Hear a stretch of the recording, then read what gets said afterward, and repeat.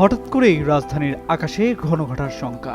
ঢাকায় হামলার ছক কষছে নিষিদ্ধ ঘোষিত জঙ্গি সংগঠন। টার্গেটে নেওয়া হয়েছে জাতীয় সংসদ ভবন, শাহবাগ সহ বিভিন্ন গুরুত্বপূর্ণ স্থাপনা, ধর্মীয় উপাসনালয় সহ একাধিক জায়গা। এমনই গোয়েন্দা সতর্কতা জারি করেছে বাংলাদেশ পুলিশ। একই সাথে এইসব স্থাপনায় নিরাপত্তা জোরদারে চিঠির মাধ্যমে নির্দেশনা দেওয়া হয়েছে। গেল বৃহস্পতিবার পুলিশ সদর দপ্তরের ডিআইজি কামরুল আহসানের সই করা একটি দাপ্তরিক চিঠির মাধ্যমে এই সতর্কতা জারি করা হয়।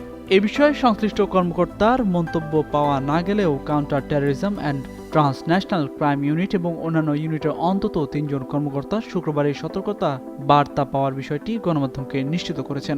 পুলিশ সদর দপ্তরের গোপন ওই চিঠিতে বলা হয়েছে, সম্প্রতি পাওয়া গোয়েন্দা তথ্য অনুযায়ী নিষিদ্ধ সংগঠনের বেশ কয়েকজন সদস্য নিয়মিত যোগাযোগ রক্ষা করে চলেছেন এবং তারা বেশ কিছু সংবেদনশীল স্থানে সমন্বিত হামলার পরিকল্পনা করছে। সম্ভাব্য লক্ষ্যবস্তুগুলোর মধ্যে রয়েছে জাতীয় সংসদ ভবন, গুরুত্বপূর্ণ পুলিশ ও সামরিক স্থাপনা, উপাসনালয়, বিনোদন কেন্দ্র এবং অন্যান্য গুরুত্বপূর্ণ অবকাঠামো। আইন শৃঙ্খলা রক্ষাকারী বাহিনীর কর্মকর্তারা জানিয়েছেন, ওই গোষ্ঠীটি হামলা চালানোর জন্য একাধিক পদ্ধতি ব্যবহারের পথ খুঁজছে, যা জাতীয় নিরাপত্তার জন্য উদ্বেগের কারণ হয়ে দাঁড়িয়েছে।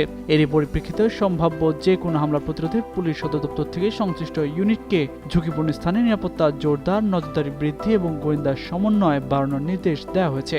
সিআইডি, স্পেশাল ব্রাঞ্চ, সিটিটিসি এবং সকল জেলার পুলিশ সুপারদের এই সতর্ক বার্তার অনুলিপি পাঠানো হয়েছে। তবে কর্মকর্তারা উল্লেখ করেছেন, এ ধরনের সতর্কতা নিয়মিত সতর্কতামূলক ব্যবস্থার অংশ।